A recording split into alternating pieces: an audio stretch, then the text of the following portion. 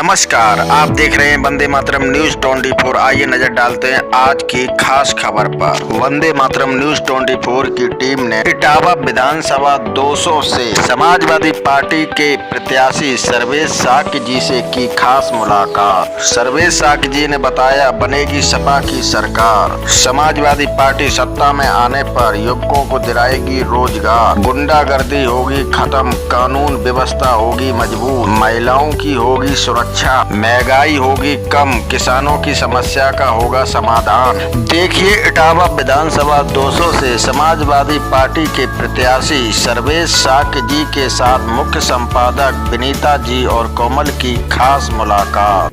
नमस्कार, आप देख रहे हैं वंदे मातरम न्यूज 24। मैं कोमल, आज मैं इटावा में हमारे साथ बात करने के लिए उपस्थित हैं इटावा विधानसभा 200 से समाजवादी प्रत्याशी डॉक्टर सर्वेश साक्य जी।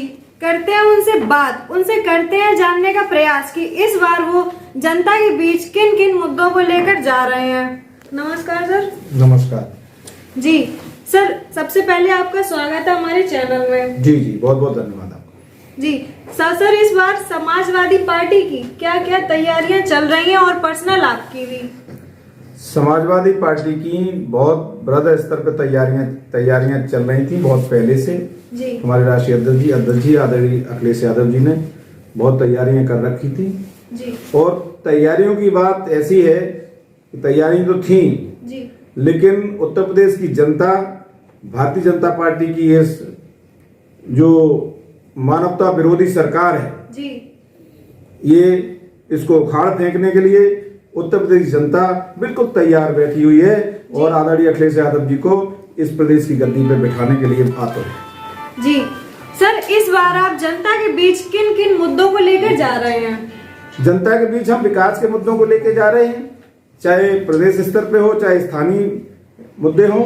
स्थानीय भी हमारे विकास के मुद्दे हैं, बिजली, पानी, सड़क, स्वास्थ्य, शिक्षा, जी इन्हीं सभी मुद्दों को लेकर हम लड़ाई लड़ रहे हैं। समाजवादी पार्टी लड़ाई लड़ रही है। जी सर, इटावा विधानसभा चुनाव में समाजवादी पार्टी के प्रत्याशी आप हैं। आपके खिलाफ भाजपा ने एक बार फिर से सरिता भदौरिया जी को उतारा है, तो इस बारे में क्या कहना है आपका? सरिता भदौरिया जी को उतारा है भारतीय जनता पार्टी ने, तो ये भारतीय जनता पार्टी का विषय है जी। वो किसी को भी उतार सकते थे जी, उन्होंने उतारा है, अच्छा है।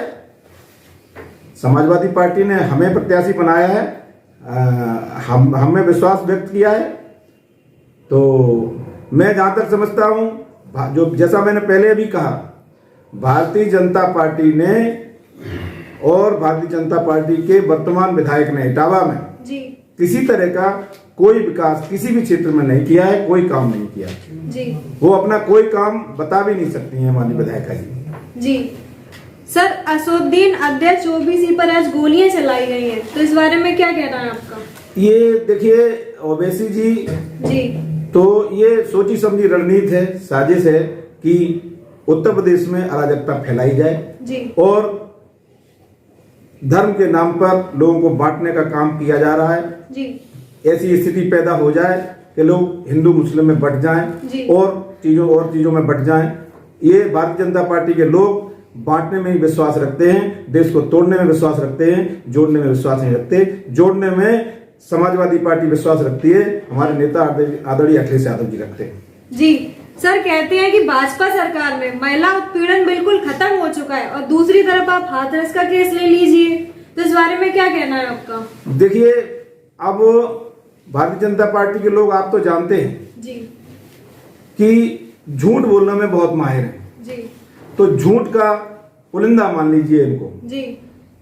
चाहे प्रदेश की सरकार हो चाहे केंद्र की सरकार हो, सारी चीजें झूठ पे आधारित है इनकी। चाहे 15 लाख वाली बात हो जी, चाहे 2 करोड़ नौकरियों की बात हो जी, और सारी चीजें ऐसी हैं जो आदरणीय प्रधानमंत्री जी, हमारे बाबा मुख्यमंत्री जी, इनका सारा कार्यक्रम भारतीय जनता पार्टी का झूठ पर आधारित है। सही बात बोलने की इनमें हिम्मत नहीं है जी।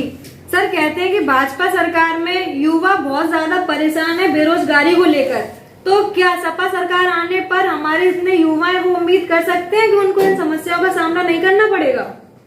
समाजवादी पार्टी इस मुद्दे को लेकर जी। समाजवादी पार्टी के आदरणीय राष्ट्रीय अध्यक्ष जी ने कहा है जी।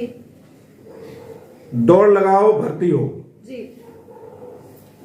तो समाजवादी पार्टी नौकरियां देने का भी काम करेगी और अन्य रोजगार भी देने का काम करेगी।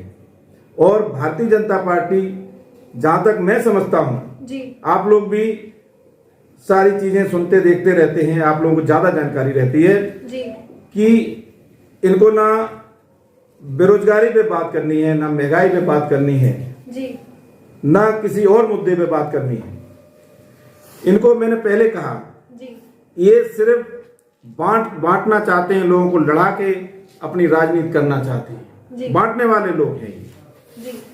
सर, मतलब महंगाई एक ऐसा मुद्दा आ जाता है जिससे हमारी जनता बहुत परेशान हो रही है, पर लेकिन भाजपा वालों का कहना ये है कि महंगाई तो कुछ नहीं है। तो इस बारे में क्या कहना है आपका? अब देखिए, महंगाई जब डॉक्टर मनमोहन सिंह जी प्रधानमंत्री थे देश के जी, तो 400 रुपए का सिलेंडर महंगा लगता था। उस समय जो भारतीय जनता पार्टी के केंद्र में लोग बैठे, जो महत्वपूर्ण पदों पर बैठे हैं मंत्रिमंडल में जी, उनको महंगाई डाइन लगती थी जी। अब उनको क्या लगने लगी, मैं अपने मुंह से नहीं कहना चाहूंगा। अब 400 रुपए का सिलेंडर महंगा था और बहुत चीजें ऐसी हैं जिनके डबल ट्रिपल रेट्स हो गए हैं जी।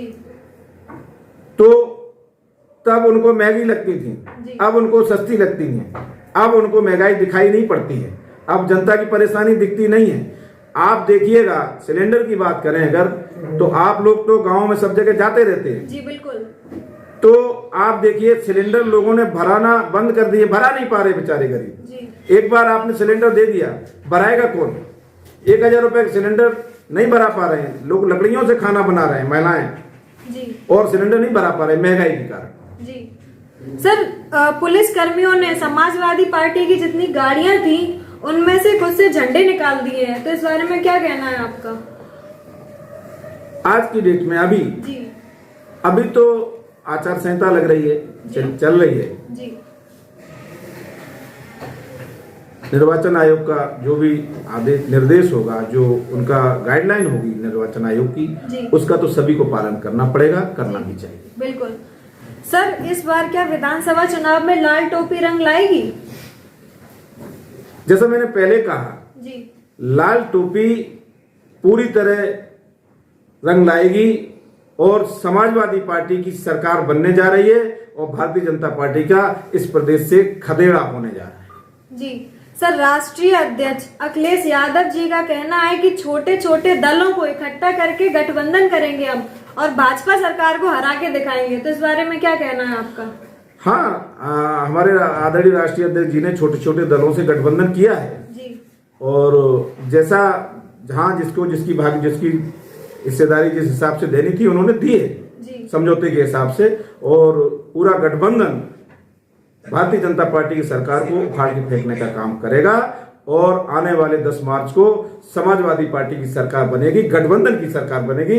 आदरणीय राष्ट्रीय अध्यक्ष जी अखिलेश यादव जी इस प्रदेश के मुखिया होंगे जी। सर, कुछ लोगों ने ऐसा कहा है कि योगी जी के दिमाग में गर्मी चढ़ गई है, 10 मार्च को उनकी गर्मी शांत कर दी जाएगी, इस वाक्य प्रयोग किया है, तो क्या कहेंगे आप इस बारे में? अब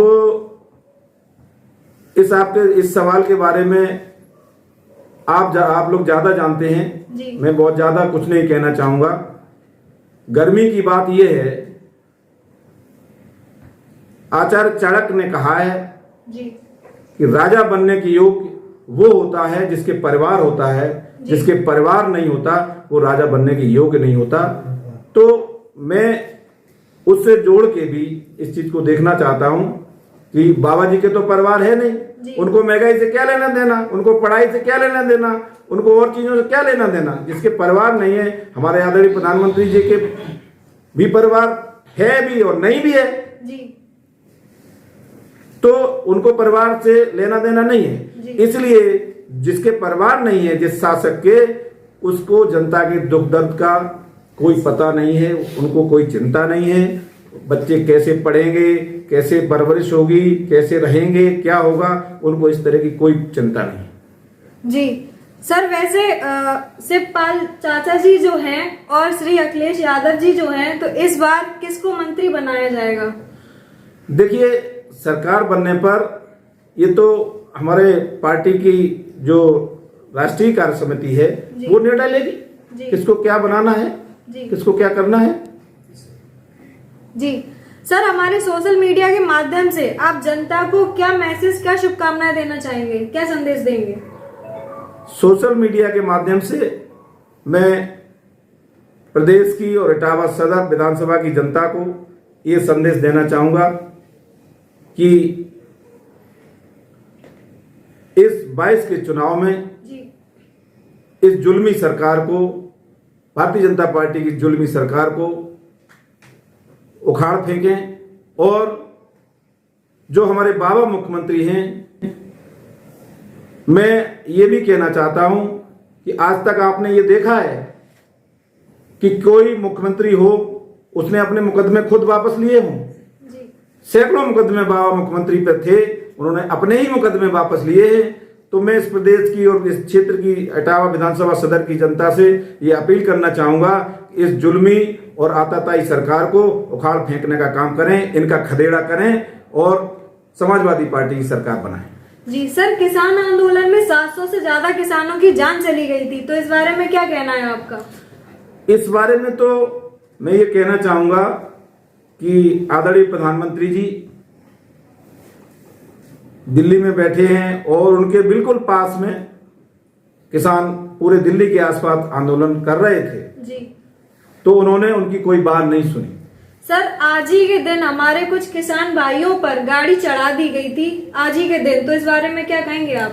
इस बारे में तो ये कहेंगे कि आदरणीय प्रधानमंत्री जी को, जो हमारे देश के गृह राज्य मंत्री हैं मिश्रा जी, अजय टेनी मिश्रा जी, उनके बेटे ने लखीमपुर में किसानों के ऊपर गाड़ियां चढ़ाई, गाड़ियों से रौंद दिया जी। आज जो पद पर बने हुए हैं, मेरा मानना ये है और सारे विपक्ष का ये मानना है कि उनको तत्काल मंत्रिमंडल से बर्खास्त कर देना चाहिए था और उनके बेटे और उनके ऊपर कार्रवाई होनी चाहिए थी। जी सर, समाजवादी पार्टी के लोगों की बराबर से तैयारियां चल रही हैं, बहुत ज्यादा जोश उमंग उत्साह है, तो इस बारे में क्या कहेंगे आप? समाजवादी पार्टी में तो उत्साह है ही जी। समाजवादी पार्टी में क्या कहेंगे, और जनता में उत्साह है समाजवादी पार्टी को की सरकार बनाने के लिए, इस सरकार को उखाड़ फेंकने के लिए, भारतीय जनता पार्टी की सरकार को जी जनता में उत्साह है, जनता चाहती है। और मैं ये कहना चाहता हूं, लोकतंत्र में जनता मालिक होती है, जनता मालिक होती है, शासक कोई मालिक नहीं होता, जनता मालिक होती है जी। जनता जिसको बनाएगी, और उत्तर प्रदेश की जनता समाजवादी पार्टी की सरकार बनाने के लिए आतुर है। जी सर, धन्यवाद अपना समय देने के लिए, हमसे बात करने के लिए। जी, आपका बहुत बहुत धन्यवाद। हमारे साथ थे इटावा विधानसभा 200 से प्रत्याशी श्री सर्वेश साके जी। आज उन्होंने बताया कि वो कैसे जनता का विकास करेंगे और उनको आगे ले जाने का कार्य करेंगे। बने रहिए हमारे साथ अगली खबर के लिए वंदे मातरम न्यूज 24 में।